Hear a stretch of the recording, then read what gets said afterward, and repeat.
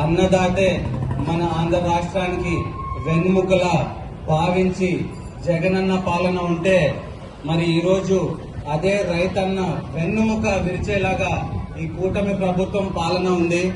సాగు చేసుకోవడానికి సాగునీరు లేదు, విద్యుత్ లేదు, అయినా ఎన్నో కష్టాలు పడి మరి అన్నదాత పంట పండిస్తే ఆ పంటకి గిట్టుబాటు ధర లేదు.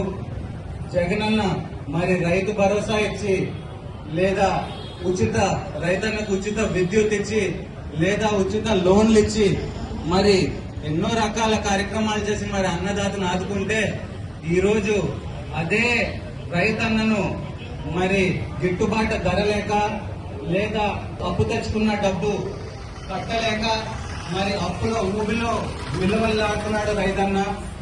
మొత్తం 6 లక్షల మెట్రిక్ టన్ను ధాన్యం పండితే మరి దాన్ని 2 లక్షలకి కుదించి మరి మిగతా ధాన్యానికి మరి గిట్టుబాటు ధర లేకుండా చేస్తుంది ఈ కూటమి ప్రభుత్వము.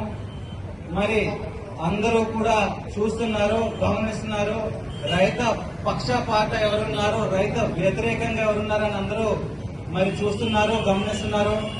మరి మేము ఈ నిరసన దీక్ష చేసి కూటమి ప్రభుత్వాన్ని కోరుకునేది ఒకటే, మరి ఎన్ని లక్షల మెట్రిక్ టన్నులు అయితే పంట పండిందో అన్ని లక్షల మెట్రిక్ టన్నులు కూడా వెంటనే కొనుగోలు చేయాలి. ఎన్ని రకాల ధాన్యం అయితే పండిందో, బొండం బియ్యం కానివ్వండి లేదా సన్న రకం బియ్యం కానివ్వండి, ఎన్ని రకాల బియ్యం పండిందో, ఎన్ని లక్షల మెట్రిక్ టన్నులు పండిందో అన్ని కూడా తక్షణమే మరి ప్రభుత్వం గిట్టుబాటు ధర ఇచ్చి దాన్ని కొనుగోలు చేయాలి.